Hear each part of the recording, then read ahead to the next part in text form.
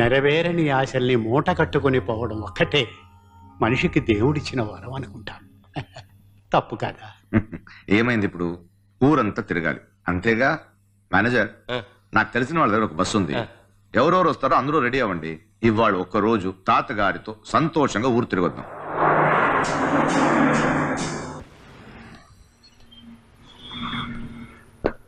Hello everybody, exams లో మీరు ఎవరు పాస్ అవ్వలేదు, ఇక మీరు వెళ్ళొచ్చు. సార్ ఏం సార్ ఈ అన్యాయం?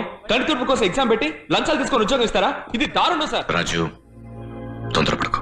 కాకుల్లో ఏంటి కేకలు? లోపల ఏంటి పెద్ద అరుస్తున్నావు బయట నుంచి? అవునయ్యా, అన్యాయమే. నీ వల్ల ఏమవుతుంది? ఆ దేవుడే దిగొచ్చినా సరే ఏమీ పీకలేడు. దీని పేరే సర్వైవల్ ఆఫ్ ద ఫిట్టెస్ట్. ఇలా చూడు, నువ్వు